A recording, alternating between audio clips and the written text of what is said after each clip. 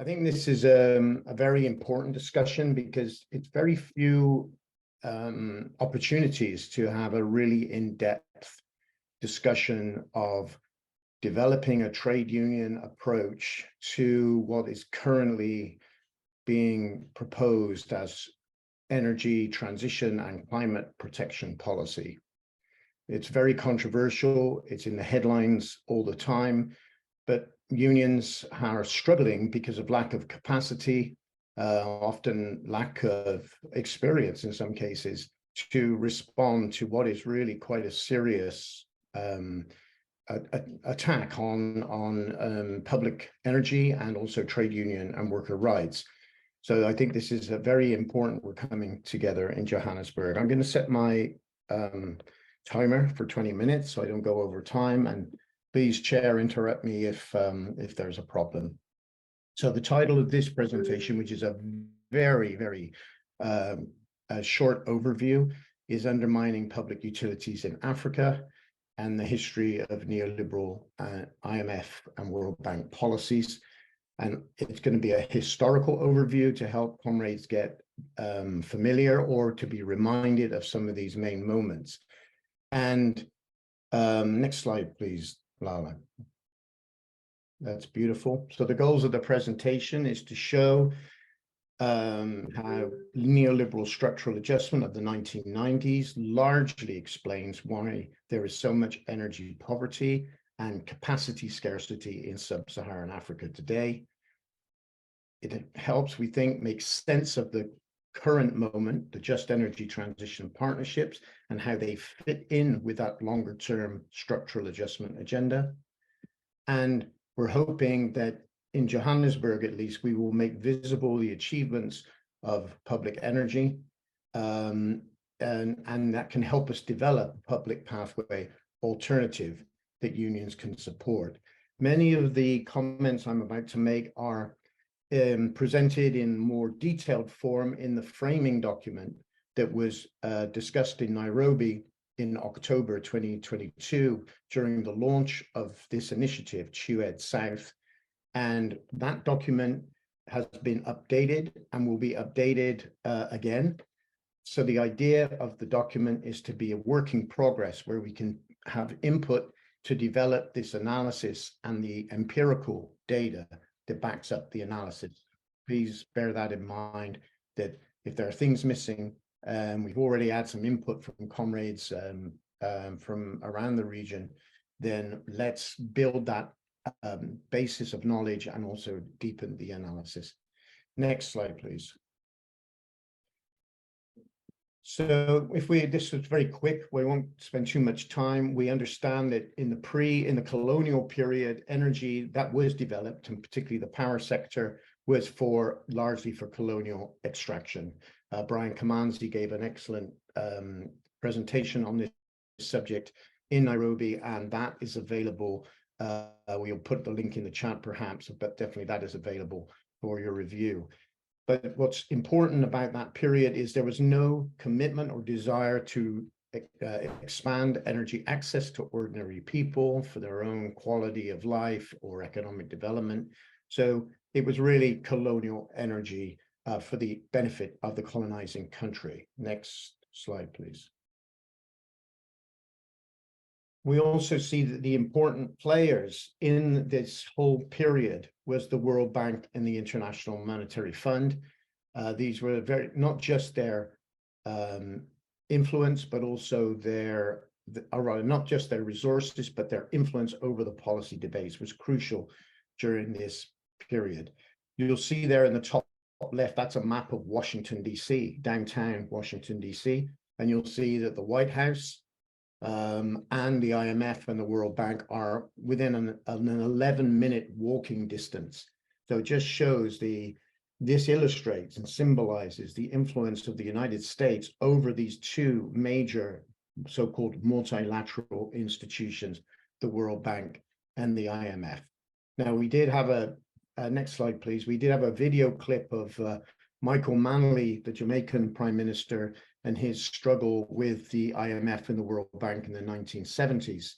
Because what the story of Jamaica is really the story of the global South in terms of the lockdown on policy that was imposed. So we can talk about that another time and maybe share that link. Unfortunately, it's in English, so we can't show it today. Now, if we look at the post-colonial period, of course, that depends on when colonial rule was ended, and that's going to be that's varied through the 1950s and 1960s. But we see that this was a period of the Cold War, so there was a struggle for so-called hearts and minds between the Soviet Union and the Soviet bloc, and also the so-called West, the capitalist West. So the World Bank and the IMF tended to take a view in the 1960s, 50s, and 60s that they should be somewhat supportive of development in the global South to provide an alternative to what would be Soviet development options. The rivalry in Africa was quite obvious, although the US and the West had much more in terms of resources in order to deliver to African countries. And in the energy system, we saw some development, but it was public, vertically integrated companies that borrowed money from the World Bank at reasonable rates of interest and paid that money back. That was the classic model of development of the energy sectors in those countries. We saw that though there was still the problem of upfront money. You can't build a hydroelectric facility, for example, without billions of dollars. So we had this relationship where the World Bank would lend money, and the governments would produce electricity, and there was progress towards 100% electrification. It was very early progress, but the progress was unmistakable. There were problems, of course, technical, as well as political, but the continent was moving towards electrification up until the start of the neoliberal period. Next slide, please. So this is where we get to the structural adjustment.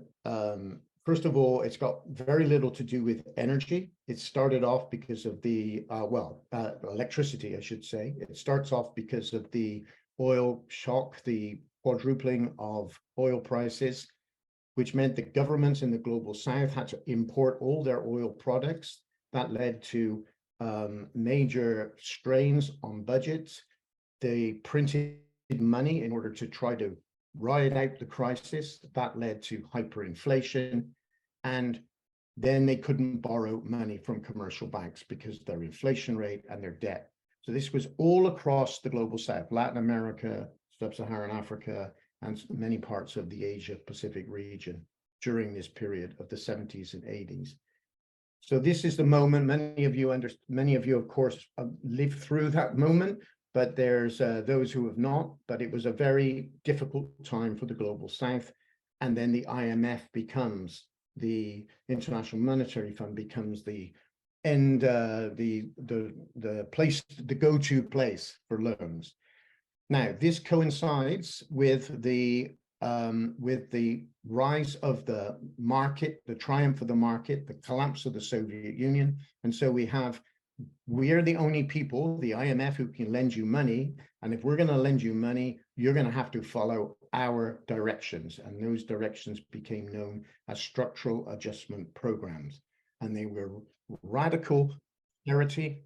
There was privatization of all public services and wage reductions and anti-union measures taken all across the economy. Next slide, please.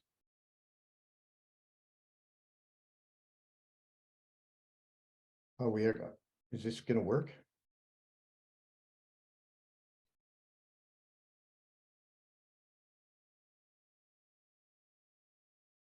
Yeah, I think we're going to skip the video, but please take a look if you can, and apologies to French speakers for that. Now, we're focusing now on the power sector, because what the Chewett South analysis, and I think a general left analysis would be, is a lot of the problems of energy poverty in the sub-Saharan Africa region, and lack of the capacity to generate electricity, which is directly related, of course, to energy poverty, are due to this legacy of structural adjustment. And this push for power sector privatization is part of the ideological moment of the 1980s and 90s. And we see in all the literature of that period that energy poverty in Africa was attributed to the poor performance of the public energy companies. So this is a very important point in terms of developing the Chouet South analysis, that there was, they argued, lack of competition. If only one company is a national monopoly, only one energy company, then there's no competition. So that's going to lead to corruption, nepotism, and inefficiencies. Very rarely does the World Bank or the neoliberal commentators refer to the exogenous, the bigger picture of debt and the necessity to actually overcome the structural problems of the North-South relationship in terms of the extraction of wealth during the colonial period, etc. So we see almost without exception, the focus on the public energy company, attacking the public energy company, telling often without any real evidence, talking about political corruption, talking about inefficiencies and so on. So this was the main message. They focused entirely on the inefficiency of the utility. Next slide, please. Now, of course, this in the document, the framing document, Chouet South, it talks about the World Bank's standard model. And I think this is a very important piece of data that needs to be internalized if we're going to have a richer discussion in Johannesburg and beyond in terms of developing our alternative. Some of the language here you will be familiar with in today's context, but it was actually introduced in the early 90s. First of all, the unbundling of the power utilities. This is the idea, the standard model for all countries, not just the South, but the North as well. The standard model of privatization was to break up the vertically integrated companies into generation, transmission, and distribution. This was the idea of unbundling, and it's right there in black and white in the documents, was a precursor to full privatization of the system. The introduction of independent power producers. We are very familiar today with that term. It basically means for-profit energy generators who then sell power to what remains of the public utility, usually the transmission and distribution companies. We can go back if there's time to look at this so-called success of this policy of the IPPs. And what we see in Africa is only 16% of electricity today is generated through IPPs, which means this has not been a particularly successful policy in terms of the World Bank's understanding of success. So the IPPs bring in expensive power and they sell it to the national utility. The changes, though, imposed on the public utilities are extremely important. The full cost recovery, that is a term used by the World Bank, which says that the costs of the providing the service of electricity must be fully recovered. Fully recovered, remember, from some of the poorest people in the world are supposed to pay for electricity in a way that can match the costs of delivering the service. Now, we know that some electricity is consumed by rich people, big corporations, so that's a different part of the equation. But when we're talking about hundreds and hundreds of millions of people with no access, when they get access, they're expected to pay for the service in full. And that's what they call full cost recovery. And full cost recovery is not just in the power sector, it's all across the public services, which explains why the services have suffered as a result of this policy. Equally important is the marketization of state-owned enterprises. We talk about marketization a lot in the framing document. I urge comrades who haven't read it or need a refresher to dig deep into that argument and what's going on. It's essentially converting a state-owned enterprise into an independent company, independent of the state, but then have that company traded on stock markets looking for private capital from outside of the government budget. In other words, it has to make itself attractive to investors and therefore must make changes in its business model in order to attract investment capital. That's the theory of the standard model when it comes to state-owned enterprises. So we see in the world today, state-owned enterprises, or they're either partially or majority owned by the state, or even fully owned by the state, have to behave like private capitalist institutions in order to survive. Some have done very well. That's another subject for another day. Some have not done so well, and particularly in sub-Saharan Africa, it's posed major problems for the state-owned enterprises. Lastly, the last part of the standard model is the introduction of independent systems operators. These are basically the police who oversee, not the police in uniform, but they police the system in a way that reduces the control of the public utility over decisions about where to access power and opens the door to the independent power producers. They play that role in many countries. Not all countries have introduced independent systems operators, but that's part of the standard model of privatization of energy by the World Bank. Next slide, please. I only have a few minutes left, so I'm going to press on with this. Now, how was these reforms introduced? Well, first of all, we know that if countries did not agree to passing laws in their parliaments to reform the energy sector in compliance with the standard model, they would not receive access to financing. In the early 90s, the World Bank announced that they would not fund public energy projects, such as big power stations, hydroelectric systems, etc. They would not fund it unless there was a commitment by the Lendi government to adopt the standard model. And that means passing laws in parliament to open up the power sector to private capital and the other changes that I've mentioned. So development aid during this period was used as a coercive instrument in order to force change in the global south, and particularly so in places like sub-Saharan Africa and Latin America.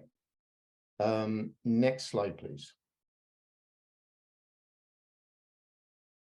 So what do we see? If we get now 30 years later, we see the outcomes.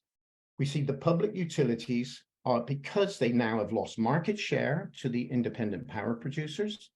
Remember, there was no such thing as market share when they were a national development company, a national monopoly. So we see them losing ground to the independent power producers, which means they have to pay high rates to buy the power from the IPPs.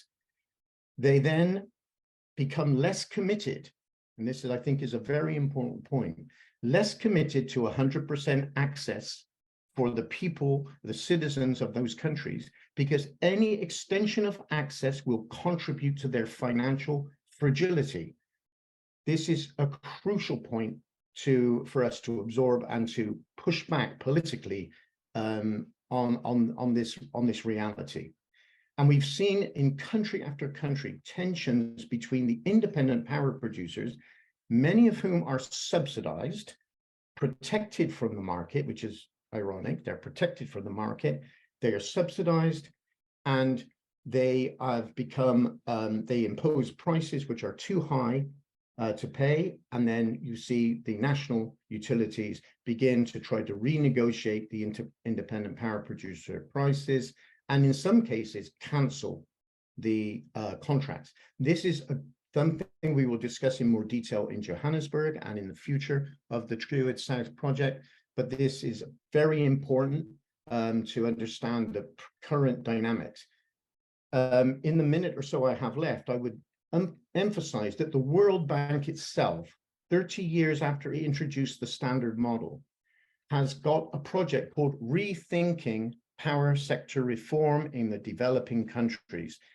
that project is basically admits that the policy of full cost recovery, the policy of the standard model, has not been successful, and that the utilities, which are absolutely crucial to extending access and addressing the question of carbon emissions and the need to transition to low carbon forms of energy, are not in a position to play that role because they are financially compromised. And the reason why they're financially compromised is because of the policy the World Bank put forward in the first place in the 1990s. That's a lot to digest, but I think that's what we're trying to unpack, because embedded in that reality is our alternative to rebuild and reclaim the public energy companies. Next, and I think final slide. There we go.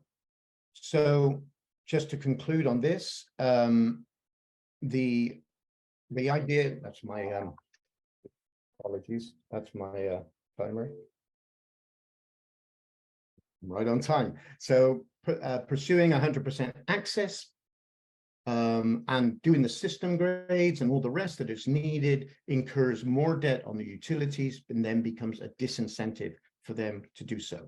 And we see new capacity investments rely on the private sector because the utility cannot finance the new investments. The governments are basically paying debt to the global north, and I've got limited budgets. And what that means is the private sector will not come in unless they get long-term power purchase agreements, which are very expensive and make the problem worse. I think we might have one more slide and then I'll shut up. Main consequences then, chronic investment deficit.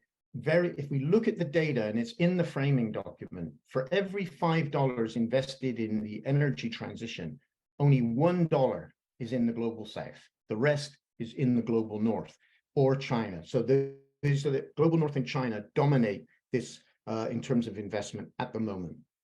And that's why we see in sub-Saharan Africa, 400, 500 plus million people with no access to electricity, and hundreds of millions more with inadequate access. And that is, I think, the basis of the Chued South analysis at the moment. We are open to, and we invite more data, more analysis, debate, alternative viewpoints. We invite all of that into the project that we're about to embark on, that we started in October in Nairobi, and we're going to continue in Johannesburg. And then we will have other meetings, we hope.